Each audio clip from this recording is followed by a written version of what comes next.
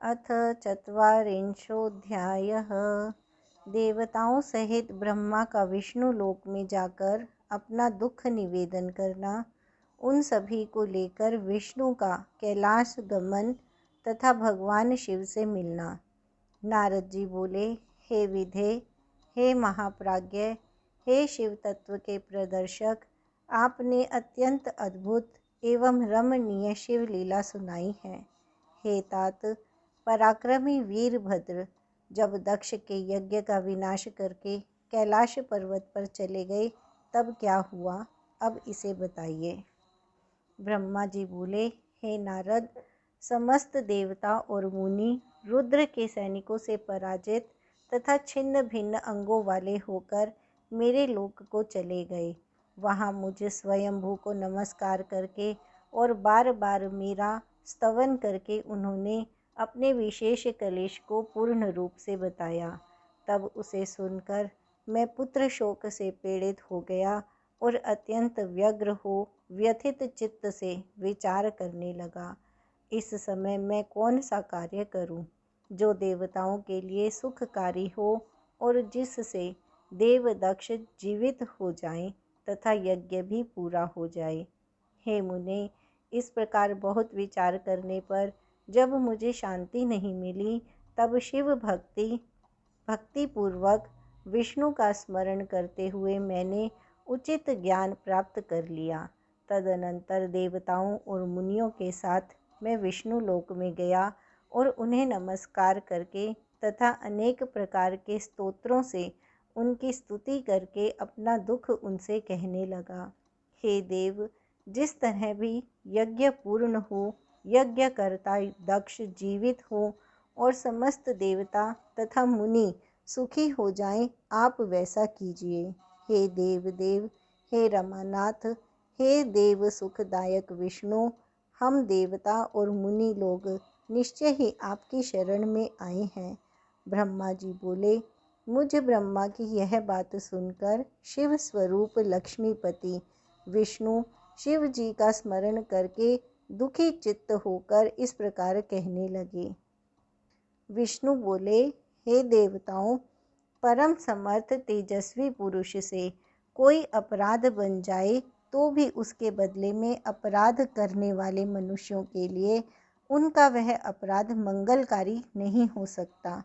हे विधे, समस्त देवता परमेश्वर शिव के अपराधी हैं, क्योंकि उन्होंने उन शंभु को यज्ञ का भाग नहीं दिया। अब आप सभी लोग शुद्ध हृदय से शीघ्र ही प्रसन्न होने वाले भगवान शिव के पैर पकड़कर उन्हें प्रसन्न कीजिए।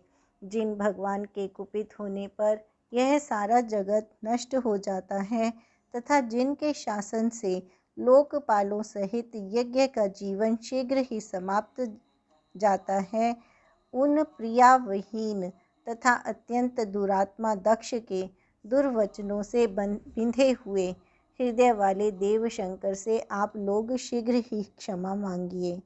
हे विधे, उन शंभु की शांति तथा संतुष्टि के लिए केवल यही महान उपाय है, ऐसा मैं समझता हूँ। यह मैंने सच्ची बात कही है।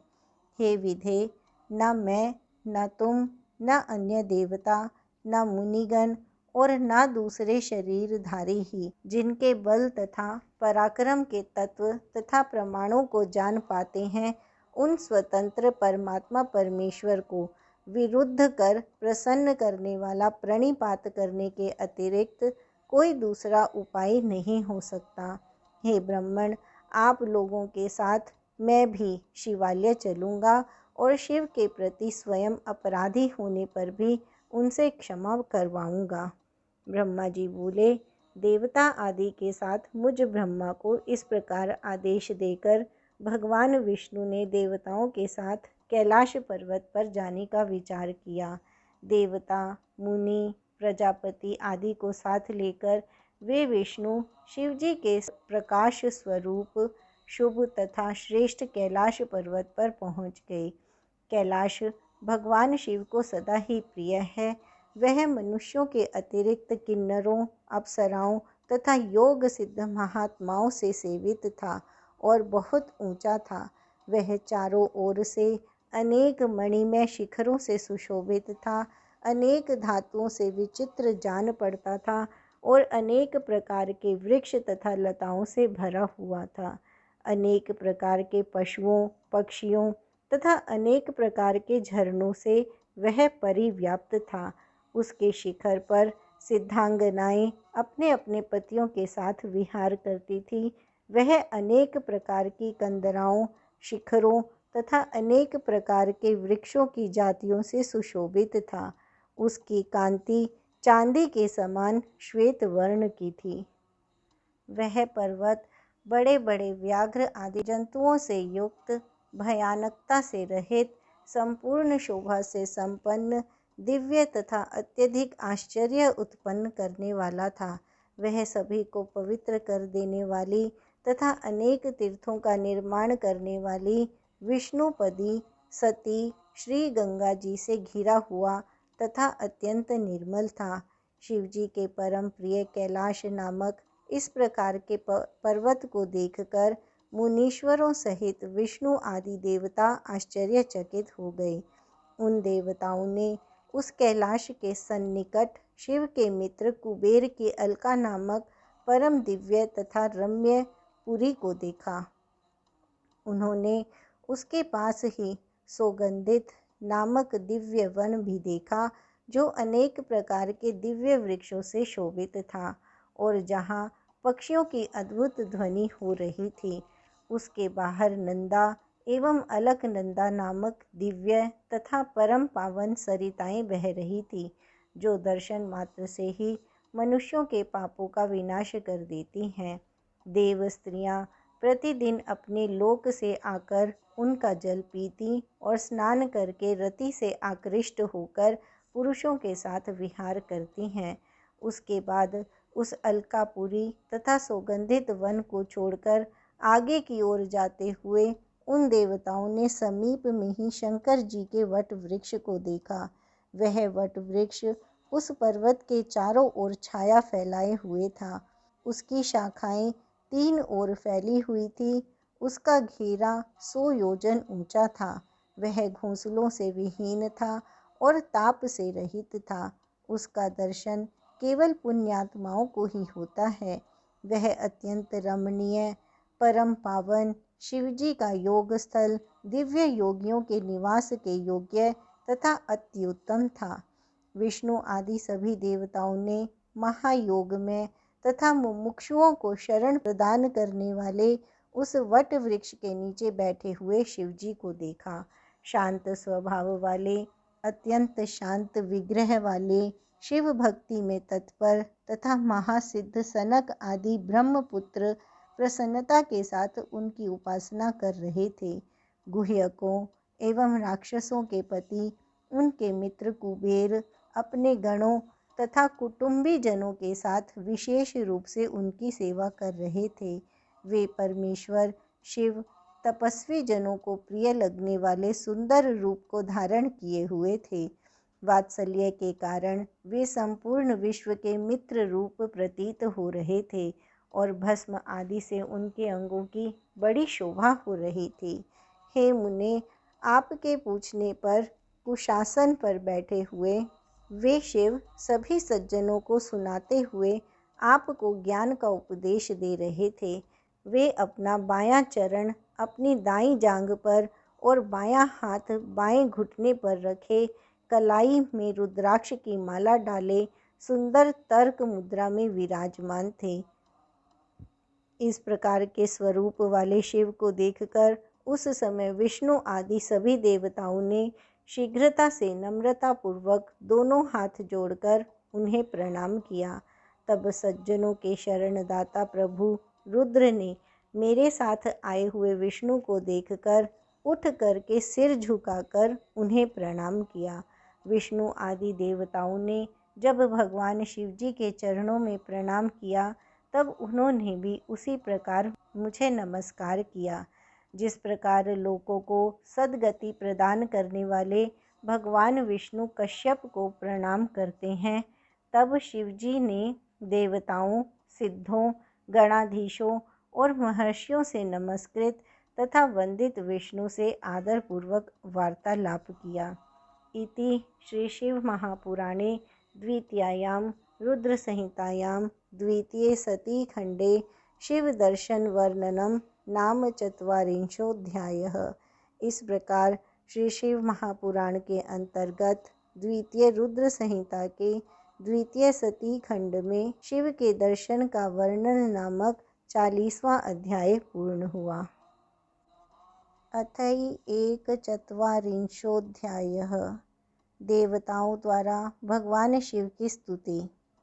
विष्णु आदि बोले, हे देवदेव, हे महादेव, लोकाचार का प्रदर्शन करने वाले हे प्रभु, आपकी कृपा से हम लोग आप परमेश्वर शंभु को परम ब्रह्म मानते हैं।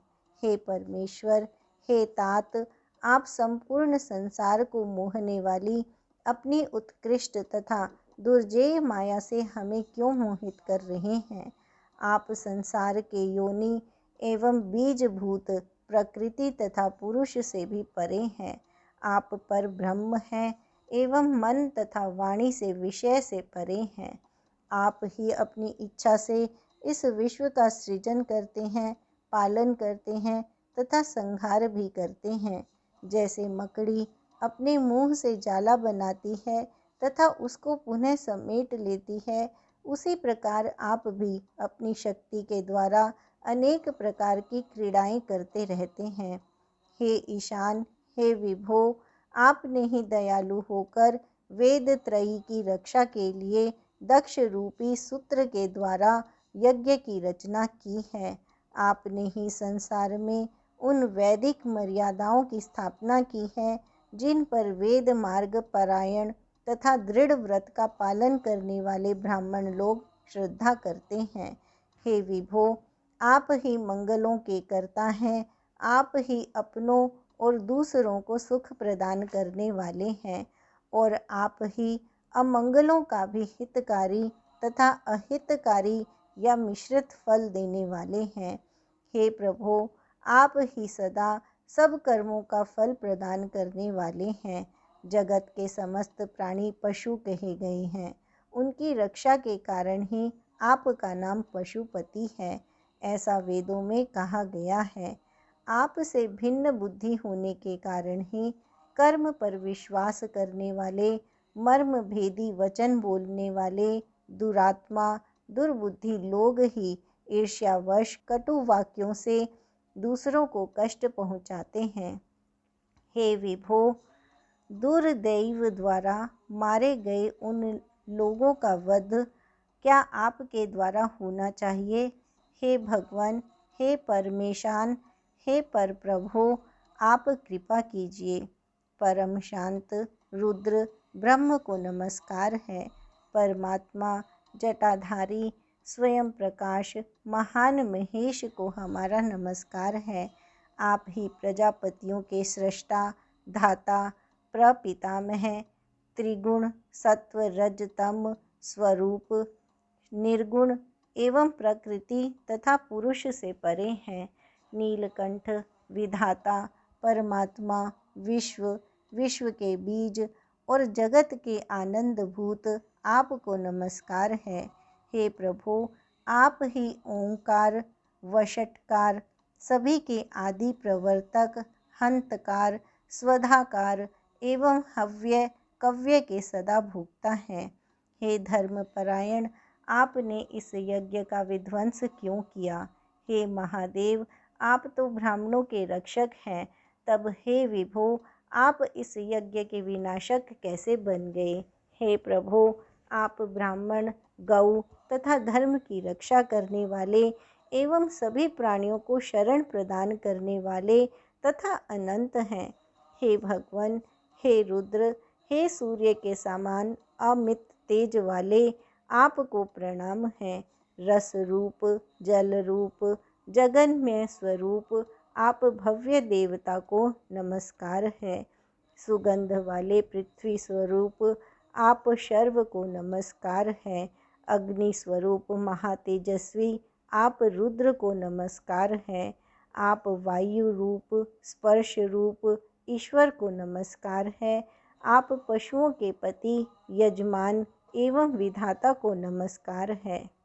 आकाश स्वरूप शब्द वाले आप भीम को नमस्कार है। सोम स्वरूप से कर्म में प्रवृत्त करने वाले आप महादेव को नमस्कार है। आप उग्र सूर्य रूप कर्म योगी को नमस्कार है।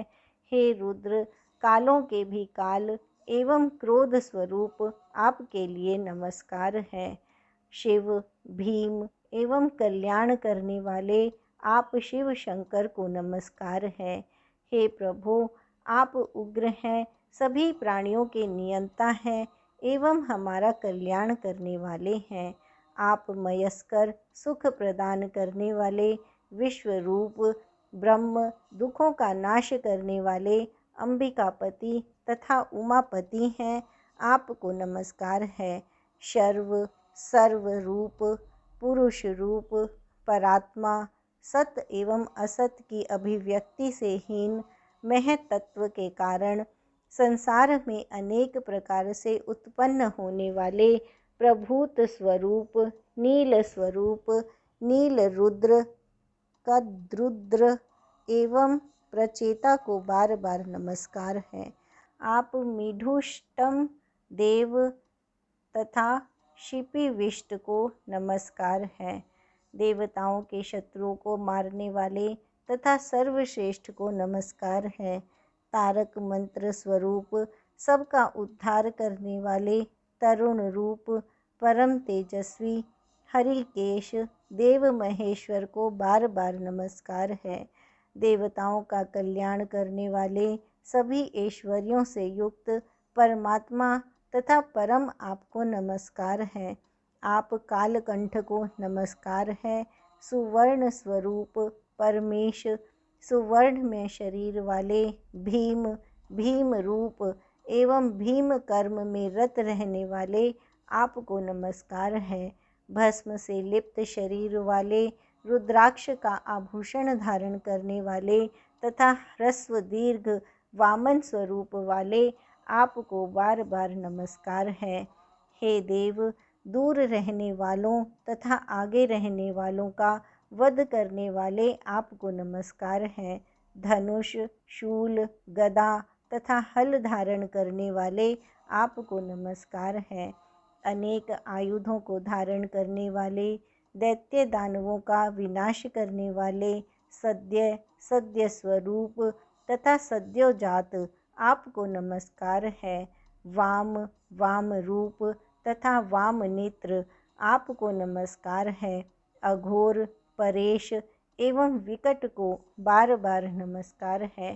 तत्पुरुष, नाथ, पुराण पुरुष, पुरुषार्थ प्रदान करने वाले व्रतधारी परमेष्ठी को नमस्कार है। ईशान, ईश स्वरूप आपको बार बार नमस्कार है।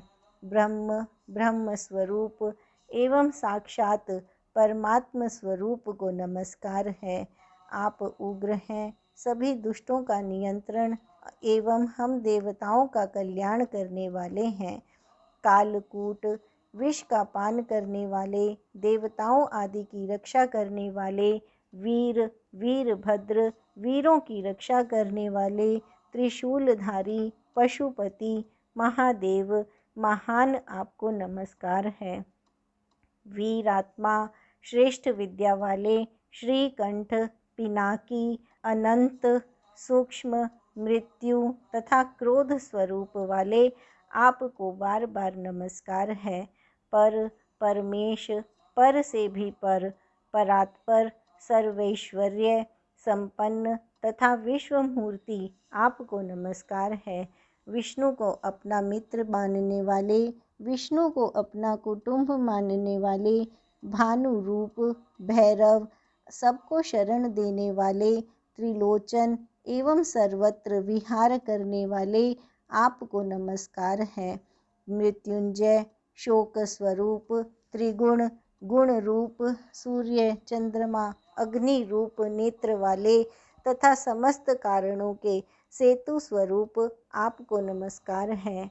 आपने ही अपने तेज से सारे जगत को व्याप्त किया है। आप पर ब्रह्म, विकार रहित, चिदानंद एवं प्रकाशवान है। हे महेश्वर, ब्रह्मा, विष्णु, इंद्र, चंद्र आदि समस्त देव तथा अन्य मुनिगण आपसे ही उत्पन्न हुए हैं। आपके भय से वायु सर्वदा बहता रहता है, आपके भय से अग्नि जलती है, आपके भय से सूर्य तपता है तथा आपके ही भय से मृत्यु सर्वत्र दौड़ती रहती है। आप ही 8 प्रकार से अपने शरीर को विभक्त कर जगत की रक्षा करते हैं, इस कारण आप अष्टमूर्ति हैं।